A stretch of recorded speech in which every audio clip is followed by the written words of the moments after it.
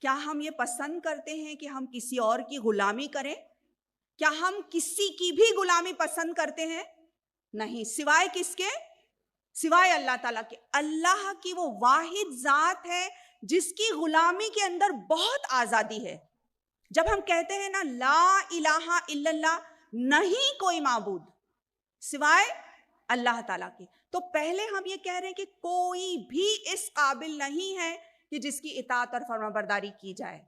لیکن دل ہی دلوں میں یہ جو بت ہم نے بنائے ہیں، یہ جو آئیڈلز جن کو بٹھایا ہے، چاہے وہ جو ہے پیسوں کا ہو، بچوں کا ہو، کسی اور سے محبت کا ہو، یا ہمارے بزنسز کا ہو، یا کوئی اور چیز کا ہو، لیکن یہ سارے جتنے بت ہیں ان کو ہم کو ریفلیکٹ کر کر کے جائزہ لے لے کے ان کو توڑنا ہوگا۔ اور وہاں پہ کس کو بٹھانا ہے؟ صرف اور صرف اللہ تعالیٰ کو۔ اس میں کیا ہوگا کہ سب سے پہلے تو ہمارے اندر وہ قوت پیدا ہوگی کہ ہم لوگوں سے ڈرنے والے نہیں بنیں گے، ہم دنیا سے ڈرنے والے نہیں بنیں گے، بلکہ ہم صرف اللہ سے ڈرنے والے بنیں گے۔ اور جب بندہ اللہ سے ڈرنے والا بنتا ہے نا، تو سب ہر کوئی جو ہے اس سے ڈرنے والا ہو جاتا ہے، پھر باطل قوتیں جو ہے وہ ہم پر غالب نہیں آئیں گی۔